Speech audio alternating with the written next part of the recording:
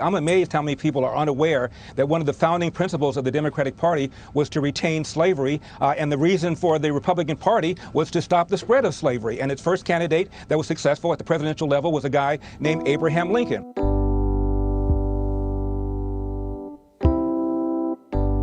So that's pretty refreshing, right?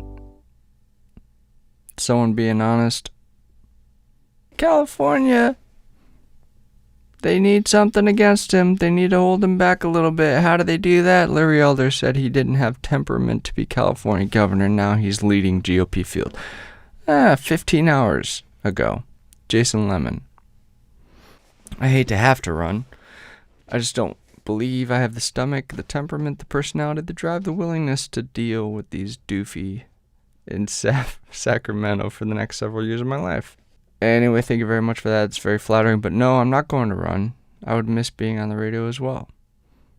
Elder announced his bid for governor in July, about 5 months later. So that's strange.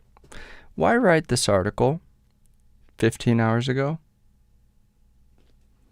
Is that enough of a reason to dismiss a human being? That they said that they didn't feel like it was something they were willing to do, and then, some weird shit happened. I mean, we're talking about July, January. Did nothing happen in that period of time that maybe would sway somebody's feeling like maybe I gotta step up and take, action? There's some weird shit going on. No? Why write this article? It's ridiculous. Gavin Newsom, a Democrat, is facing what appears to be a competitive recall campaign after more than 1.7 million state residents signed a petition promoted by conservative activists amid the coronavirus pandemic. The only way to get 1.7 million people to go physically sign a petition to get rid of an acting governor is if it's conservative activists and if it's during a coronavirus pandemic. Larry Elder reveals how he's going to fix California. There's a reason why nearly 2 million people signed a petition to get this man out. It's about the rising crime, the rising homelessness, the rising cost of living, the outrageous way this man ignored science, shut down this state, while having his own kids enjoy in-person private education, and while, of course, sitting up there at that famous French Laundry restaurant with the very people that made the mandates while not wearing masks and while not engaging in social distancing. The people are angry about the hypocrisy. Okay. Mandates. What are you going to do if we get you elected? And we got to hold them to this. When I become governor, assuming there are still mandates for vaccines and mandates for face masks, they will be repealed before I have my first cup of tea.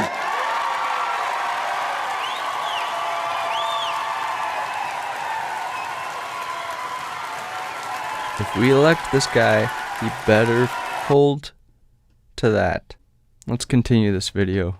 Well, that's right. And that's one of the reasons Hispanics are so angry is because of the shutdown of the schools. Already, nearly half of third graders in California cannot read at state levels of proficiency. They lost a whole year of in-school education. 80% of the students in government schools here in California, Steve, are black and Hispanic.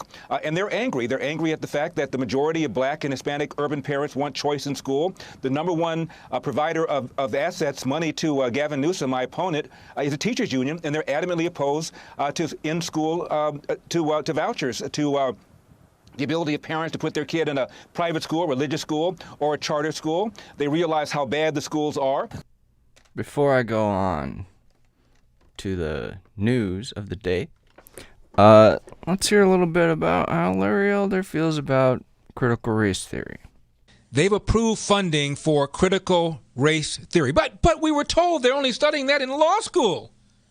Bull.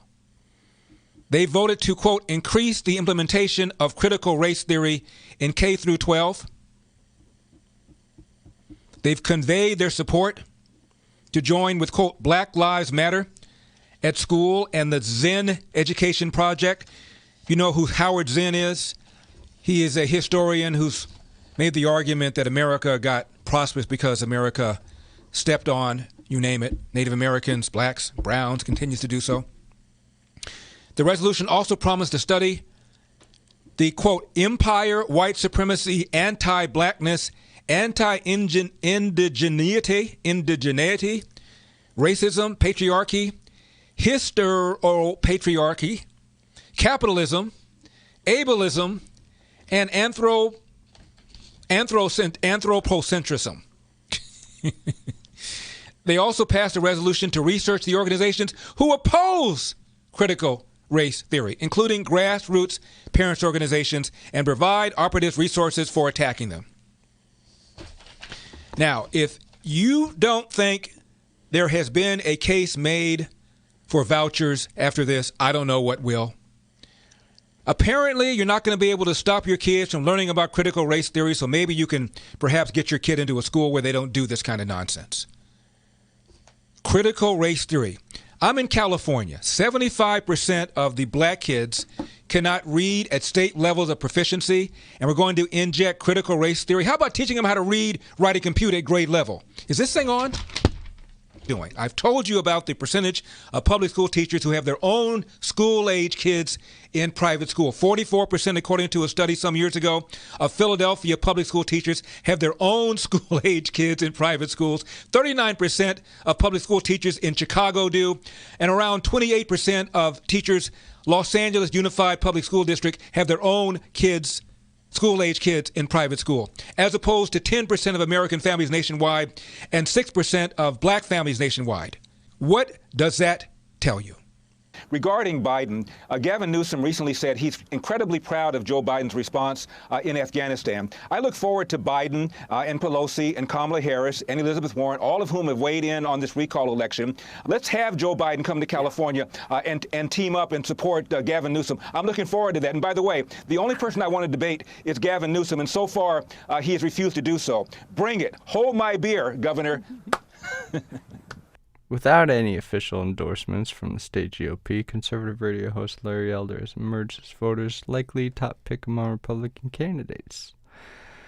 Gavin Newsom is nervous, and it's showing, but instead of being forthcoming with voters about the issues facing our state on his watch, he's punting until after voting is done.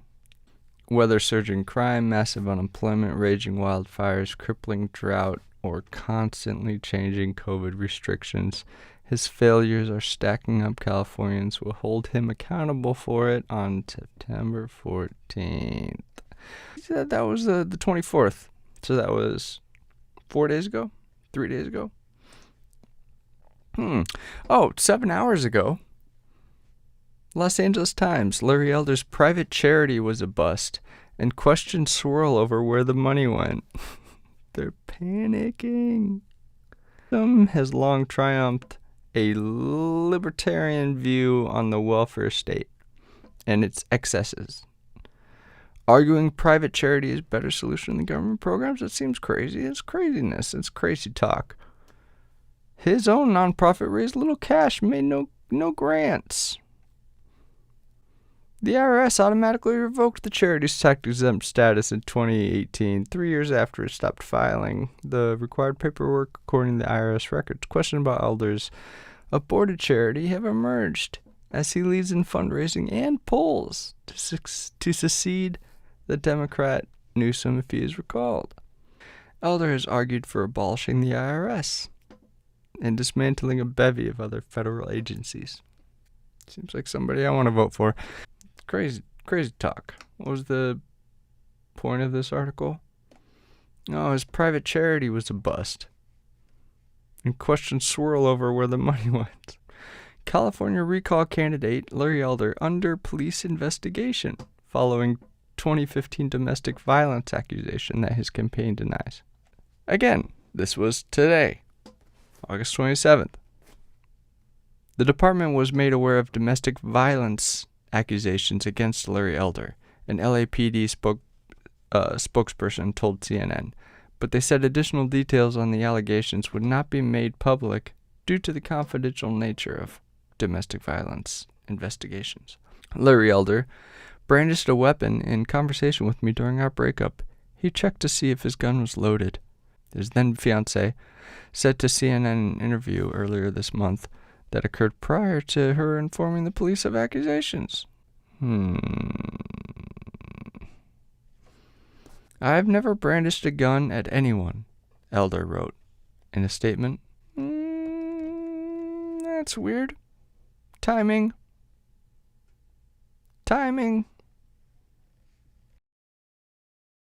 LA prosecutors declined to pursue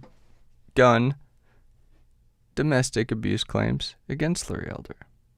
That happened about 12 hours after that Mercury News article was written. She also told Los Angeles detectives that the longtime radio talk show host pushed her in 2014 in what she called a fit of drug-induced anger. She alleged that Elder, 69 years old, was a habitual marijuana user. Man, timing, guys, right? Because that came out today, 7 p.m., 7:32 p.m.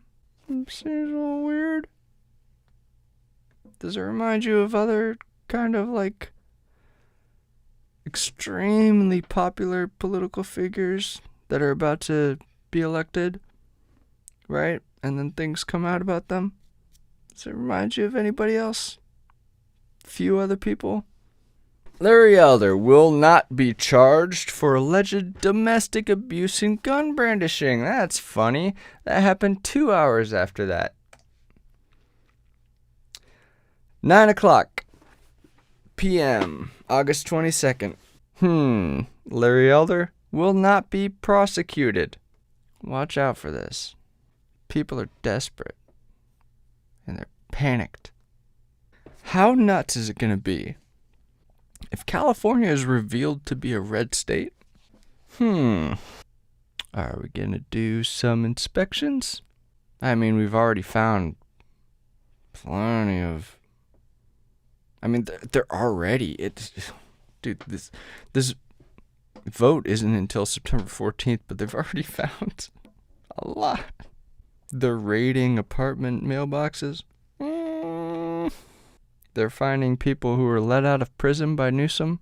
Just let out because of COVID, I guess. They're doing the dirty work. And they're finding them asleep in their car.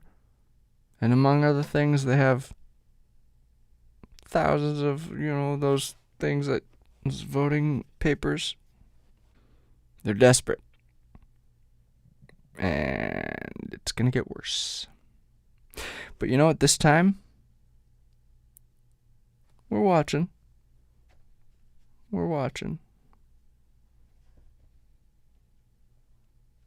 Larry Elder's the guy. The sad thing about all of this, Lou, of course, is that this whole premise is a lie. Black Lives Matter is built on a lie. And the lie is that the police are routinely mowing down black people because of racism. It's not like the government hasn't looked at this. Ever since the mid-90s, every 3 years, the DOJ does something called the Police Public Contact Survey. And they ask 60,000 Americans, last year, did you have a contact with the police? If the answer is yes, a series of questions then follow to find out whether or not you were mistreated either verbally or physically. And they can't find any pattern of discrimination. According to the CDC, in the last 75 years, the rate at which police have shot blacks has declined 75%. It's one thing when the left has stupid ideas. They've got a lot of stupid ideas. But this is causing the police to pull back. Crime is going up in places like Chicago, places like Baltimore, and it causes young black men to confront officers unnecessarily because they have a belief taught by the Democrats, by the media, that the police are out to get them. And why shouldn't they be reactive? Why shouldn't they fear that the police are going to do something to them? And as a result, you have a heightened encounter that otherwise would not take place, but for this silly, false narrative that's getting people killed. Larry Elder's the guy. End of story. Good night, guys.